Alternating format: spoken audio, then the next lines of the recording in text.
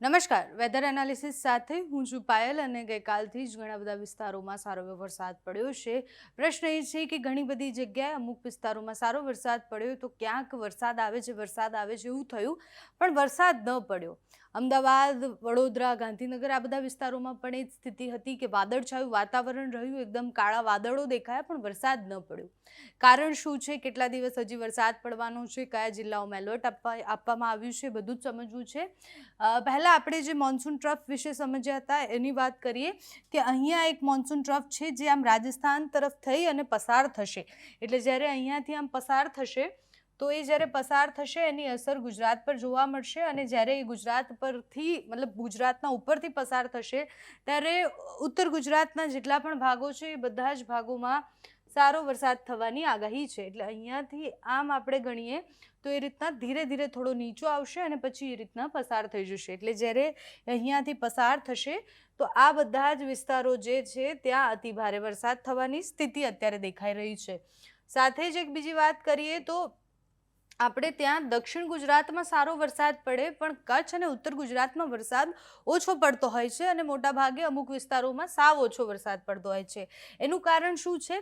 તો મધ્ય ગુજરાત અને દક્ષિણ ગુજરાતની વાત કરીએ આપણે તો નીચેથી જે મહારાષ્ટ્રથી જે સિસ્ટમ આવતી હોય છે, એટલે અહીંયાથી જે સિસ્ટમ આવતી હોય છે એ સિસ્ટમને કારણે બાકી બધા જ વિસ્તારોમાં વરસાદ પડી જતો હોય છે, પણ જે ઉપરના ભાગો છે, ઉત્તર ગુજરાતના ભાગો છે, આ બાજુ કચ્છનો વિસ્તાર છે, ત્યાં વરસાદ પડવાનો થોડો રહી જતો હોય છે. અહીંયાથી જે ટ્રફ આવતા હોય છે એ આખા ગુજરાત પર તો અસર કરે એવું બહુ જ ઓછા ટાઈમમાં થતું હોય છે. એટલે ગુજરાત પર જ્યારે અસર કરે છે ત્યારે આ બધા જ વિસ્તારોમાં કહેવાય કે અહીંયાથી જે આવે વરસાદ એ ઉપર સુધી દક્ષિણ ગુજરાતમાં આવે, સૌરાષ્ટ્રના ભાગોમાં અસર કરે, એટલે આ બધા જ પટ્ટામાં વરસાદ પડે અને મધ્યપ્રદેશથી એટલે અહીંયાથી કોઈ ટ્રફ આમાં આવતું હોય તો એનું મધ્ય ગુજરાત પર અસર થાય. એટલે અહીંયાથી જો કોઈ ટ્રફ આવે છે તો મધ્ય ગુજરાત પર એની અસર થશે, પણ ઉત્તર ગુજરાત અને કચ્છ એમાં બાકાત રહી જશે.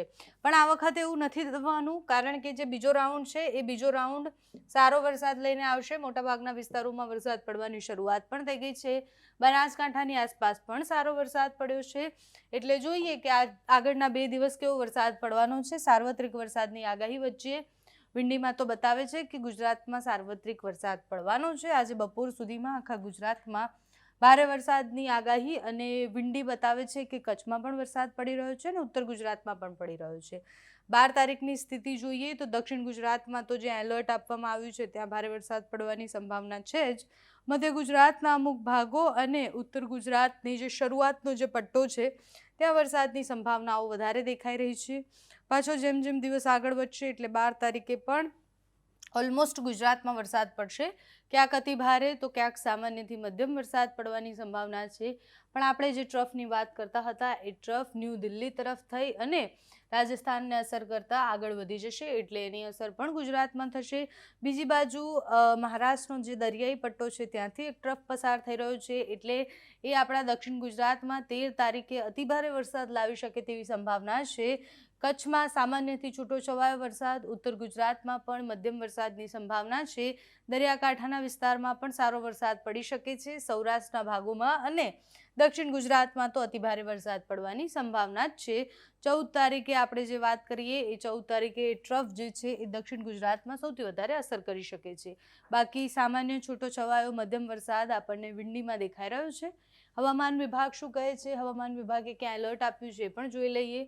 કારણ કે હવામાન વિભાગની જે આગાહી હોય છે એ આગાહીને સચોટ માનવામાં આવે છે.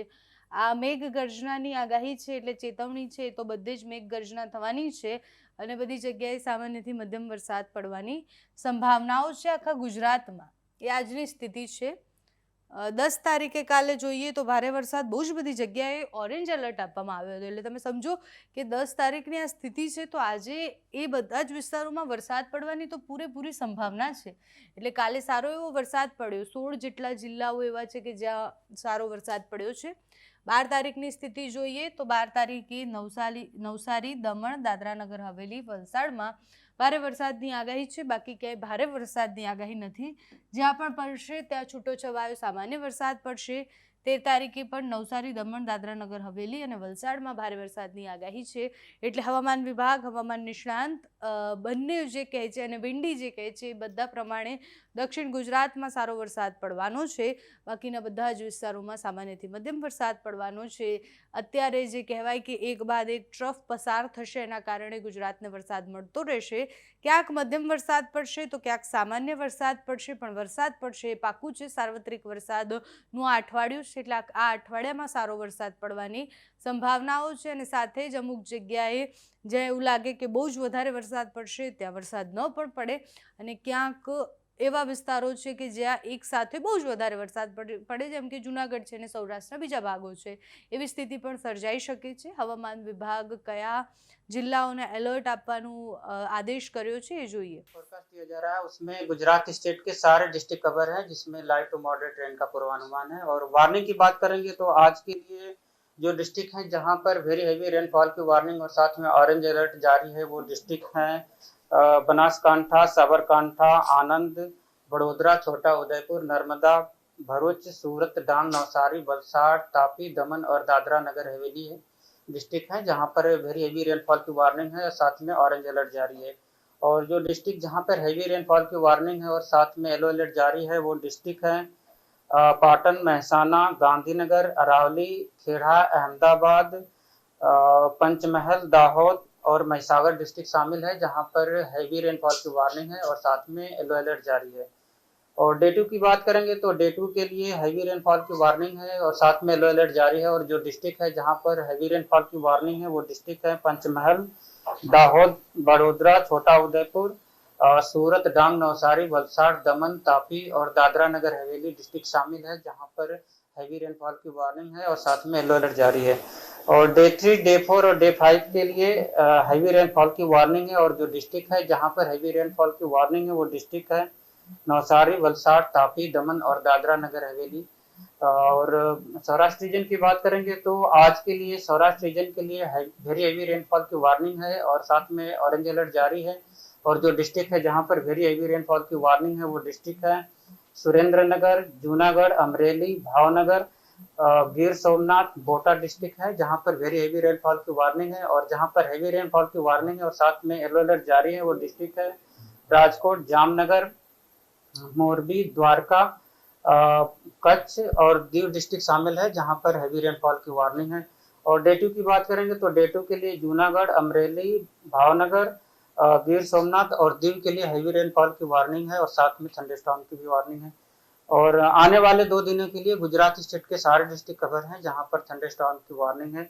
और फिशरमैन वार्निंग की बात करेंगे तो आज के लिए और डे 4 और डे 5 के लिए फिशरमैन की वार्निंग है। और जो विंड की स्पीड होगी वो 35 से 45 kmph और जो साथ में गस्टी विंड होगी वो 85 kmph के आसपास रहने का पूर्वानुमान है। सर कौन से सिस्टम की वजह से ये बारिश हुई है? आज कल जो सेंट्रल गुजरात पे साइक्लोनिक सर्कुलेशन था वो आज साउथ गुजरात पे साइक्लोनिक सर्कुलेशन परसिस्ट कर रहा है और साथ में एक सीयर जोन बना हुआ है 18 डिग्री नॉर्थ लैटिट्यूड पे, जिसके कारण आज के लिए very heavy to heavy rainfall की वार्निंग है गुजरात स्टेट की।